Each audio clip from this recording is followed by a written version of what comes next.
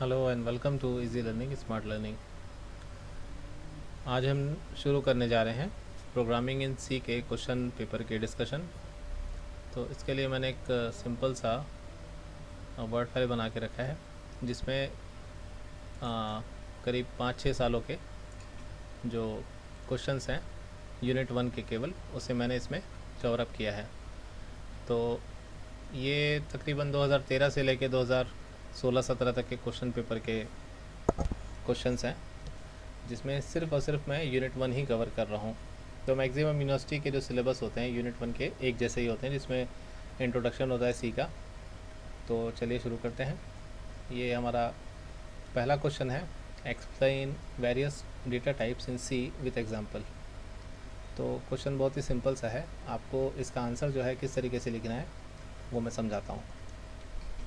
जो सी के data types हैं वो 4 कैटेगरीज में डिवाइडेड है। एक होता है प्राइमरी, दूसरा यूज़र डिफाइंड, तीसरा डिराइव्ड और चौथा जो होता है वो भी श्रेणी उसकी डेटा टाइप ही है। और इकबाल गुरुसामी की बुक आती है उसमें वो उससे कहता है कि एम्प्टी डाटा सेट, मतलब जो हम खाली स्पेसेस इस्तेमाल करते हैं, जो लाइंस इस्तेमाल करते हैं, ब्लैंक लाइंस, ये सब भी डेटा टाइप के गिनती में आते हैं। बट मुख्यतः जो है इसे हम 3 अलग अलग डेटा टाइप में विभाजित करते हैं। तो आपको आंसर इसका इस तरीके से लिखना है कि आप ये जो डायग्राम है डेटा टाइप का, ये जो चार्ट बना हुआ है, ये चार्ट आप ज़रूर इससे बनाएं ताकि आप ये चार्ट बनाने के बाद प्रत्येक डेटा टाइप के बारे में थोड़ा थोड़ा मतलब 2-2 लाइन कम से कम लिख सकें। इन 2-2 लाइन्स में आपको क्या लिखना है वो मैं आपको आगे बताऊँगा। पर फिलहाल प्राइमरी डेटा टाइप में कैरेक्टर है, फ्लोट है, इंटीजर है और वॉइड है। यूज़र डिफाइंड में इनम मतलब इन्यूमरेशन है। तो इन्यूमरेशन आपको अगले लेक्चर में या मेरे प्लेलिस्ट में जो सी की मैंने बनाई है जिसमें 52 वीडियोस हैं वो आपको मिल जाएगा उसमें। और टाइप डिफ मतलब जो यूज़र डिफाइंड डेटा टाइप बनाया जाता है, स्ट्रक्चर में इस्तेमाल किया जाता है इसका। और आप अगर अपना खुद का कुछ टाइप डेफिनेशन बनाना चाहते हैं, डेटा टाइप का डेफिनेशन बनाना चाहते हैं तो उसके लिए इस्तेमाल होता है। फिर डिराइव डेटा टाइप में पॉइंटर्स हैं, अरेज हैं, स्ट्रक्चर्स हैं, यूनियंस हैं। तो ये डेटा टाइप की कैटेगरीज हैं केवल। इन कैटेगरीज़ को आपको डेटा टाइप में एक्सप्लेन नहीं करना है। मुख्यतः जो प्राइमरी मतलब मुख्य होता है, आपको डेटा टाइप्स इन सी के आंसर में केवल प्राइमरी डेटा टाइप ही एक्सप्लेन करना है, इधर आपको नहीं जाना है। तो आप अगर मान लीजिए 10 नंबर का आपका क्वेश्चन है तो केवल इतना ही आप कवर करें। अगले क्वेश्चन की ओर बढ़ते हैं। इसमें पूछा है कि explain with syntax and example print F and scan F. तो ये बहुत ही प्यारा सा क्वेश्चन है, बहुत ही सिंपल है। देखिए, सी में जो इनपुट और आउटपुट लिया जाता है उसके लिए हम इनपुट के लिए स्कैन एफ का और आउटपुट के लिए प्रिंट एफ फंक्शन का इस्तेमाल करते हैं। इन्हें फॉर्मेटेड इनपुट मतलब जो स्कैन एफ है फॉर्मेटेड इनपुट फंक्शन की कैटेगरी में आता है और प्रिंट एफ जो है वो फॉर्मेटेड आउटपुट की कैटेगरी में आता है। तो इसके लिए भी मेरे पास में 2 अलग अलग वीडियोस हैं मेरी प्लेलिस्ट में। प्रिंट एफ नाम से एक सी का, आप मेरे चैनल पे जाके सर्च कर सकते हैं। और स्कैन एफ के लिए भी मैंने बहुत ही अच्छी तरीके से इसे समझाया है, तो आप वहाँ से चाहें तो नोट्स भी बना सकते हैं एग्जाम्पल्स के लिए। और print F function, scan F function क्या होता है ये आपको लिखना है केवल, आपको 10 नंबर मिल जाएगा। फिर आता है आपका right notes on the following. एक है वेरिएबल, दूसरा कांस्टेंट।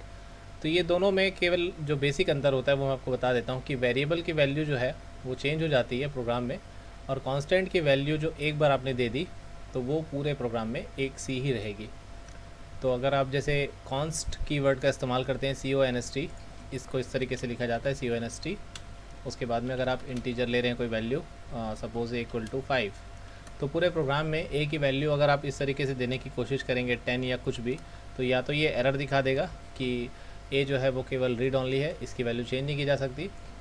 और अगर आप इसे इस्तेमाल करना चाहेंगे तो जब भी आप ए को इस्तेमाल करेंगे, जैसे आप लिखते हैं यहाँ पे sum is equal to a plus b जो भी है, तो आप यहाँ पे देखेंगे कि ए की वैल्यू को ऑटोमेटिकली हर बार 5 ही रीड करेगा। तो ये होता है कांस्टेंट। और अगर यहाँ से आप कॉन्स्ट कीवर्ड को हटा देंगे तो ये इंटीजर वेरिएबल बन जाएगा। तो वेरिएबल की वैल्यू तो भाई आप चेंज कर सकते हैं, =10, 5 अभी आपने दिया है, फिर आप अगली लाइन में अगर लिखते हैं =10, तो जाहिर सी बात है ये स्टेटमेंट जब एग्जीक्यूट होगा तो ए की वैल्यू जो है कितनी हो जाएगी, 10 हो जाएगी। तो इस तरीके से आपका फर्स्ट यूनिट के जो 3 क्वेश्चन है आसान है, इस तरीके से आप बनाएंगे। आगे बढ़ते हैं अगले क्वेश्चन पेपर की ओर। What do you mean by keywords, identifiers, explain rules for declaring variables. तो आपसे पूछ रहा है सीधा सीधा कि कीवर्ड्स और आइडेंटिफायर से आप क्या समझते हैं और वेरिएबल को डिक्लेयर करने के रूल्स क्या क्या होते हैं। तो पहले शुरू करते हैं, what do you mean by keywords and identifiers. तो कीवर्ड्स सी में ऐसे वर्ड्स होते हैं जिसकी स्पेसिफिक मीनिंग कंपाइलर को पता होती है, जिसके आधार पर वो कार्य करते हैं।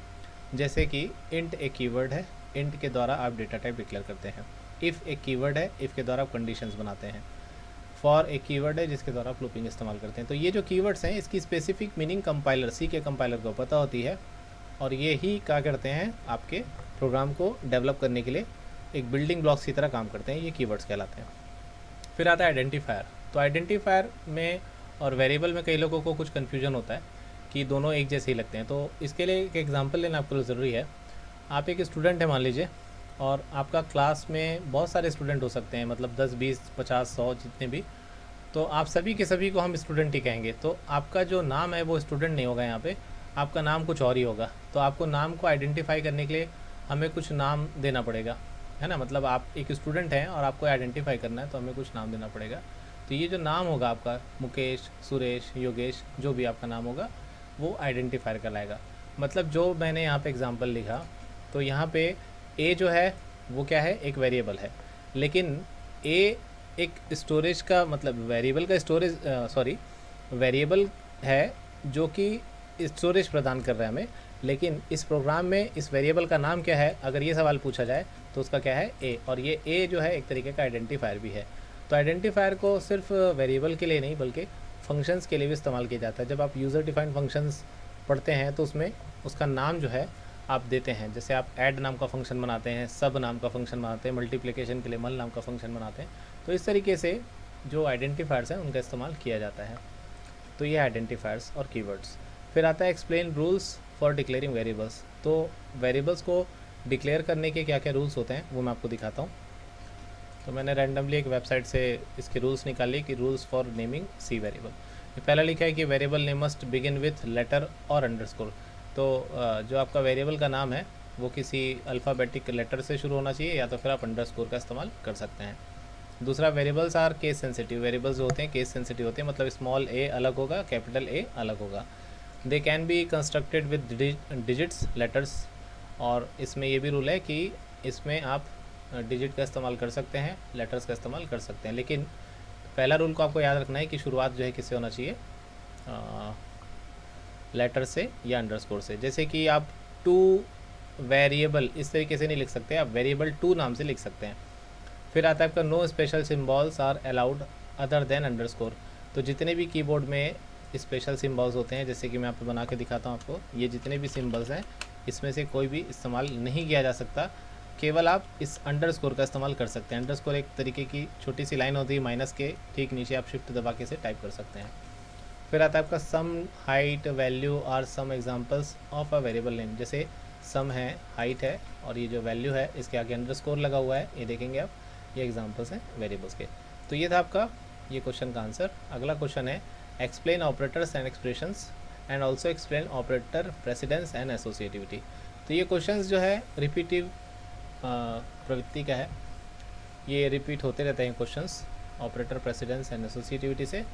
ऑपरेटर्स में और एक्सप्रेशंस को आपको समझाना अगर है तो ऑपरेटर्स क्या होते हैं, तो इसकी परिभाषा बहुत ही सिंपल है कि ऑपरेटर्स जो है वो सिंबल होते हैं, सिंबल होते हैं जो दो ऑपरेंड के मध्य, जैसे आपका ए और बी ऑपरेंड हो गया, इनके मध्य ऑपरेशन परफॉर्म करते हैं। एक्सप्रेशंस क्या होते हैं, आपको कोई भी कैलकुलेशन कराना है तो आपको एक्सप्रेशन लिखना पड़ेगा। अगर आप यहाँ पे लिखे हैं a = 5 तो एक एक्सप्रेशन है। ये पूरा का पूरा सम = a + b भी एक एक्सप्रेशन है। तो ये इवेल्युएट होते हैं, इन्हें हम क्या कहते हैं, एक्सप्रेशन होते हैं। एक्सप्रेशन से संबंधित आगे भी क्वेश्चंस आएंगे, हम उसमें और चर्चा इसकी करेंगे। फिर आता है आपका operator precedence and associativity. Operator precedence and associativity में इस तरीके के जो डायग्राम होते हैं वो आपको याद करने पड़ेंगे, जो धीरे धीरे प्रोग्रामिंग करते करते याद हो जाते हैं। तो ऑपरेटर प्रेसिडेंस का मतलब होता है कि इन ऑपरेटर्स में सबसे पहले कौन सा ऑपरेटर जो है वो इवेल्युएट होगा। तो ये ऑपरेटर की प्रेसिडेंस के हिसाब से लिखा हुआ है। और ये एसोसिएटिविटी का मतलब होता है कि कौन सा जो ऑपरेटर है वो किस डायरेक्शन में काम करता है। तो आप यहाँ देखेंगे ज़्यादातर जो लेफ्ट ऑपरेटर्स हैं वो लेफ़्ट टू राइट काम करते हैं, सिवाय increment, decrement, plus, unary, minus unary और exclamation sign, complement sign, type and size of operator, ये सभी राइट टू लेफ्ट काम करते हैं। और असाइनमेंट ऑपरेटर जितने भी होते हैं, जैसे equal to, plus equal to, और minus equal to, into equal to, divide equal to, mod equal to, and आपका ये जो है बिटवाइज नहीं है, ये actually greater than equal to है, और ये लेस देन इक्वल टू है, देन M% है, M% इक्वल टू है ना, एंड इक्वल टू जैसे लिखा है। तो ये सारे जो ऑपरेटर्स हैं ये राइट टू लेफ्ट काम करते हैं, फिर बाकी सारे ऑपरेटर्स जो आपके लेफ़्ट टू राइट काम करते हैं। तो यही चीज़ आपको एग्ज़ाम में बतानी है इस तरीके से। तो ये होता है आपका ऑपरेटर प्रेसिडेंस एंड एसोसिएटिविटी। ये भी आपको आसानी से किसी भी बुक में मिल जाएगा। तो इसका आंसर आप किस तरीके से लिखेंगे, थोड़ा सा आप लिखिए ऑपरेटर क्या होता है, फिर लिखिए कि एक्सप्रेशंस क्या होते हैं, दोनों के एग्जांपल दीजिए, और ऑपरेटर प्रेसिडेंस एंड एसोसिएटिविटी के डायग्राम में आपको जितना भी चीज़ याद है वो आप इसमें कवर कर सकते हैं। थ्योरेटिकली इसमें ज़्यादा नहीं लिखाएगा, इसलिए इसके लिए ज़्यादा परेशान ना हो। ऑपरेटर प्रेसिडेंस एंड एसोसिएटिविटी समझाने के लिए आप बस इतना बताएंगे कि प्रधानता ऑपरेटर की किस तरीके से होती है, और एसोसिएटिविटी मतलब वो किस तरीके से कौन से डायरेक्शन में काम करता है।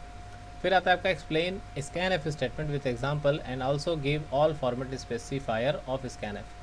तो स्कैन एफ फंक्शन तो अभी हमने जस्ट डिस्कस ही किया था, ठीक, इसके पहले वाले क्वेश्चन पेपर में, लेकिन यहाँ पे साथ में प्रिंट एफ आपको नहीं पूछा है, पहली चीज़, और दूसरी चीज़ कि इसमें स्कैन एफ के सभी फॉर्मेट स्पेसिफायर को पूछा जा रहा है। तो ये इसकी लिस्ट है फॉर्मेट स्पेसिफायर की, जैसे मॉड सी एक सिंगल कैरेक्टर को यूज़ करने के लिए, स्ट्रिंग को के लिए एस, फिर शॉर्ट के लिए HI, फिर शॉर्ट अनसाइंड के लिए HU, फिर लॉन्ग डबल के लिए कैपिटल LF, नथिंग अगर आपको प्रिंट करना है तो मॉडर्न, देन डेसिमल इंटीजर के लिए D, ये सबसे ज़्यादा इस्तेमाल करते हैं M%D। फिर दूसरी कैटेगरी में आता है आपका मॉड F। तो ये जो आपको दिख रहा है आप इसका स्क्रीनशॉट ले सकते हैं, या किसी भी वेबसाइट से प्रोग्रामिंग इन C में फॉर्मेट स्पेसिफायर आप सर्च करेंगे तो आपको मिल जाएगा, जो प्रिंट एफ और स्कैन एफ दोनों के लिए इस्तेमाल होते हैं। तो अगर आपको प्रिंट एफ के साथ में सभी फॉर्मेट स्पेसिफायर पूछे तो भी आप यही लिखेंगे, और स्कैन एफ के साथ में पूछे तो भी आप यही लिखेंगे। फ़र्क बस इतना होगा कि वेरिएबल के नाम के आगे आपको M% लगाना पड़ेगा इंटीजर और फ्लोटिंग के केसेस में, क्योंकि कई जगह स्ट्रिंग में M% का इस्तेमाल नहीं होता है। चलिए आगे बढ़ते हैं, वो पॉइंटर के केसेस में होता है। फिर आता है अगला क्वेश्चन पेपर, इसमें पूछ रहा है कि explain the following in brief. इसे आप संक्षिप्त में समझाएंगे। आइडेंटिफायर एंड कीवर्ड्स ये कवर अप हो चुका है, वेरिएबल्स ये भी कवर हो चुका है, कांस्टेंट ये भी कवर हो चुका है, कैरेक्टर सेट।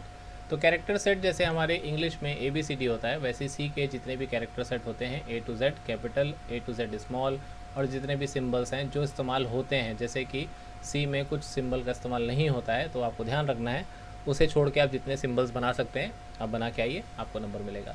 तो ये जैसे 10 नंबर का क्वेश्चन है, तो आपको बहुत थोड़ा थोड़ा इसमें सभी में लिखना है, बहुत ज़्यादा आपको डीप में नहीं जाना है। Okay, describe operators and there types of describe operators and there types and right operator precedence. तो देखिए इसी क्वेश्चन को थोड़ा सा तोड़ मड़ोड़ के पेश किया आपके सामने, कि इसमें आपको पूछ रहा है कि ऑपरेटर क्या है, इसको इसकी व्याख्या कीजिए, इसके जितने भी प्रकार हैं जैसे रिलेशनल है, असाइनमेंट है, इंक्रीमेंट डिक्रीमेंट ऑपरेटर हैं, बिटवाइस है, सभी ऑपरेटर के नाम लिखिए, उन्हें समझाइए, और लिखने के बाद में ऑपरेटर केवल प्रेसिडेंस पूछ रहा है, तो प्रेसिडेंस जैसे हमने देखा था कि कौन से ऑपरेटर का हाईएस्ट प्रेसिडेंस होता है, उसके अकॉर्डिंगली आपको समझाना है इसे। फिर आता है आपका question explain single character input output with example. ये क्वेश्चन बहुत ही अच्छा है कि सिंगल कैरेक्टर इनपुट आउटपुट आप कैसे करते हैं। तो इसके लिए फंक्शंस जो हैं वो इस्तेमाल होते हैं, मैं आपको लिस्ट दिखा देता हूँ। तो ये रही लिस्ट आपके सामने, जैसे गेट ch फंक्शन है, ये कैरेक्टर को क्या करता है, इको करने का काम भी करता है। साथ ही साथ अगर आप char a is equal to get ch लिखते हैं तो जब भी आप a में क्या दे रहे हैं, आप एक इको वाली चीज़ दे रहे हैं कि use to input a single character at a time but it will not display input character, मतलब ये कैरेक्टर को डिस्प्ले नहीं करेगा, इसे केवल क्या करेगा, स्टोर करके रखेगा। सिमिलरली गेट ch फंक्शन जो है वो इको करता है। अच्छा, ये इको करने का मतलब क्या होता है, मतलब स्क्रीन पे आपको दिखाई यहाँ पे नहीं देगा और यहाँ पे आपको स्क्रीन पे दिखाई देगा, मतलब आप जो भी फंक्शन का इस्तेमाल करें। तो गेट ch फंक्शन इको नहीं करता है, गेट ch फंक्शन जो है वो इको करता है। गेट char जो है वो कैरेक्टर को क्या करता है, रीड करता है, मतलब आपके टर्मिनेट तब होगा जब आप एंटर की दबा देंगे। तो ये तीन फंक्शन जो है वो कौन से हैं, कैरेक्टर इनपुट के लिए हैं। आगे इसमें कैरेक्टर आउटपुट के लिए फंक्शन है पुट ch और पुट कैरेक्टर। तो ये पुट ch जो है एक कैरेक्टर को मतलब प्रिंट करता है, जैसे प्रिंट एफ आप एक कैरेक्टर को प्रिंट कराते हैं, उसी तरीके से पुट ch भी सिंगल कैरेक्टर को प्रिंट करता है। तो यहाँ पे सिंगल कैरेक्टर की बात चल रही थी क्वेश्चन में कि भाई जितने भी single character input output with example यहाँ पे समझाने बोला है, तो आपको ये 1, 2 और ये 3, 5 फंक्शन समझाएंगे, आपको 2 पंचे 10 जो है नंबर आराम से मिल जाएगा। तो फिर आगे बढ़ते हैं कि explain identifier with suitable example. तो आइडेंटिफायर का अच्छे से हमने डिटेल देखा था थोड़ी देर पहले, आप उससे दोबारा सुन सकते हैं। फिर आता है explain data type, INC, actually ये INC लिखा हुआ है, तो डेटा टाइप्स जो है वो आपको समझाना है इत्मीनान से। तो यहाँ पे आप उसका डायग्राम बनाएं और याद रखिए फिर से कि सिर्फ प्राइमरी डेटा टाइप को ही आपको अच्छे से एक्सप्लेन करना है, बाकी से आपका सिर्फ नाम लिखना है। फिर आता है आपका explain increment decrement and size of operator. तो इंक्रीमेंट डिक्रीमेंट ऑपरेटर जो है ये आपको ऑपरेटर के लेक्चर में मिल जाएंगे। साइज़ ऑफ ऑपरेटर जो है वो क्या होता है, ये किसी वेरिएबल का साइज़ बताता है। इसका सिंटैक्स ऐसा होता है कि जैसे मान लीजिए आपने इंटीजर लिखा a और आप यहाँ पे इस्तेमाल कर रहे हैं printf, यहाँ पे लिखेंगे %d कॉमा साइज़ ऑफ, ये एक कीवर्ड है, तो यहाँ पे आप लिखेंगे जैसे a, तो ये क्या करेगा, a की जो मेमोरी साइज़ है 2 बाइट उसको प्रिंट कर देगा। तो ये प्रोग्राम जो है इसके एग्जांपल में आप लिख सकते हैं कि साइज़ ऑफ ऑपरेटर क्या होता है। तो साइज़ ऑफ ऑपरेटर जो है किसी भी वेरिएबल की क्या बताता है, साइज़ को बताता है।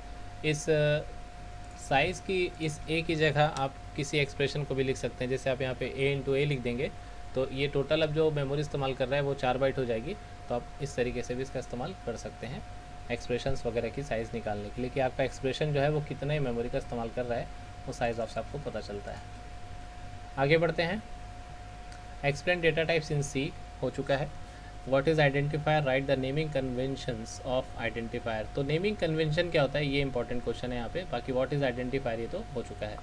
तो नेमिंग कन्वेंशन को समझने के लिए देखिए, जैसे हम कमांड को शॉर्ट में क्या लिखते हैं, CMD, उसी प्रकार वेरिएबल को क्या लिख सकते हैं, VAR। तो नेमिंग कन्वेंशन का मतलब ये हुआ कि आप अगर किसी चीज़ को, किसी बड़े नाम को छोटा कर रहे हैं तो उसे हम क्या बोलते हैं, नेमिंग कन्वेंशन बोलते हैं। सिमिलरली स्टूडेंट को हम शॉर्ट में क्या लिख सकते हैं, स्टूड, एम्प्लॉय को लिख सकते हैं EMP, बैंक को लिख सकते हैं BNK। इस तरीके से आप अगर 3 कैरेक्टर में किसी एक बड़े से नाम को क्या कर दें, चेंज कर दें, तो उसे हम क्या कहते हैं, नेमिंग कन्वेंशन। तो यही चीज़ आपको समझानी है यहाँ पे। इस लेक्चर को आप ध्यान से सुन के दोबारा समझ के एक नोट्स बना लें कि नेमिंग कन्वेंशन क्या होता है, तो ये चीज़ आपको याद रह जाएगी। नेक्स्ट क्वेश्चन है, what are the user defined data types in C language.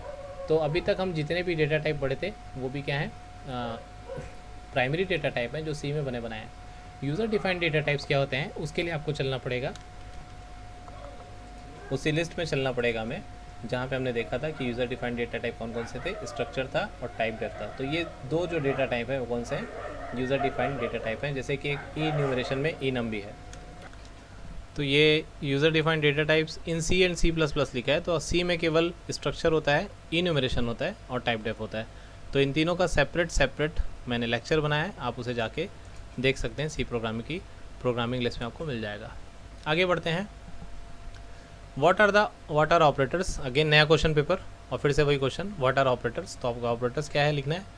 Then explain different types of operators in C। तो सभी प्रकार के डेटा टाइप्स को समझाना है। बहुत ही आसान सा क्वेश्चन है। फिर क्वेश्चन आता है कि explain declaration and initialization of a variable. तो यहाँ पे वेरिएबल के डिक्लेरेशन कैसे किया जाता है उसका सिंटैक्स लिखना है एग्जाम्पल के साथ। इनिशियलाइज कैसे किया जाता है, तो ये हमने जैसे इंट a = 5 लिखा था यहाँ पे थोड़ी देर पहले, इंट a = 5। तो ये इनिशियलाइजेशन कहलाता है, जो आप क्या कर रहे हैं, एक वेरिएबल को प्रारंभिक मान प्रदान कर रहे हैं, इनिशियल वैल्यू प्रदान कर रहे हैं, जिसे हम क्या कहते हैं, initialization. Also write the rules for constructing variable names. तो जो हमने थोड़ी देर पहले वेरिएबल के नाम को लिखने के लिए रूल समझा था, वही चीज़ आपको यहाँ पे फिर से समझानी है। अगेन एक क्वेश्चन रिपीट हो रहा है, explain basic input output functions with example. तो ये क्वेश्चन अभी थोड़ी देर पहले जो गेट ch और गेट char ये था, इसके आपको देखना है, और put ch and put ch, ये सारी चीज़ें इसमें आएंगी। फिर आता है explain category wise data type in C। तो बस थोड़ी सी इंग्लिश बदल गई, ग्रामर बदल गया, बाकी क्वेश्चन वही है कि डेटा टाइप्स को आपको समझाना है। फिर आता है what are the basic input output statements. तो इनपुट आउटपुट स्टेटमेंट्स कौन कौन से होते हैं, तो आपको इनपुट आउटपुट के लिए printf scanf की सहायता से जो स्टेटमेंट बनाए जाते हैं उसे हम क्या कहते हैं, बेसिक इनपुट आउटपुट स्टेटमेंट्स होते हैं, उन्हीं को आपको इसमें लिखना है। फिर आता है सेम क्वेश्चन की define identifier, keyword, constant and variable. तो 4 चीज़ों को समझाया, पहले ब्रीफ में समझाने बोल रहा था, अब यहाँ पे डिफाइन करने बोल रहा था, आपको डिफाइन करना है। फिर आगे आता है कि explain the character sets of programming, C programming. तो यहाँ पे कैरेक्टर सेट को आपको डिटेल में समझाने बोल रहा है, क्योंकि 10 नंबर का क्वेश्चन हो गया, पूरा एक सिंगल क्वेश्चन है। तो अब आपको आराम से इत्मीनान से बैठ के कौन कौन से कैरेक्टर्स होते हैं पूरे याद करने पड़ेंगे और बैठ के लिखना पड़ेगा। जैसे A to Z आप पूरा लिखिए, स्मॉल a to Z लिखिए, सिम्बल्स लिखिए, और कौन कौन से ऑपरेटर्स इस्तेमाल होते हैं, केवल उनको सिंबल बना के लिख दीजिए। फिर आता है आपका question describe the operator precedence and associativity, ये क्वेश्चन भी हो चुका है। Explain the scanner function with specifier, ये भी क्वेश्चन हो चुका है। फिर लास्ट क्वेश्चन पेपर है आज का फर्स्ट यूनिट का, इसमें देखिए कुछ नया मिलता है क्या, तो देखिए explain the following with example, तो इसमें बस वेरिएबल और कांस्टेंट पूछा है, आइडेंटिफायर एंड कीवर्ड बोला है, और यहाँ पे बोल रहा है computation and execution of C program. तो सी का प्रोग्राम का ये कंप्यूटेशन नहीं होगा, आई थिंक कंपाइलेशन होगा, कि compilation and execution of a C program कैसे होता है। तो कंपाइलेशन की प्रक्रिया जो है, मेरे जो फर्स्ट लेक्चर है सी प्रोग्रामिंग का, उसमें आपको कंपाइलेशन मिल जाएगा, कैसे एग्जीक्यूट होता है वो भी आपको उसमें मिल जाएगा डेफिनेटली। तो इसमें आपको इसकी प्रक्रिया लिखनी है कि सबसे पहले क्या होता है, लिंकर होता है, लोडर होता है, सारी चीज़ें होती है, सारी चीज़ें आपको इसमें कवर करनी है।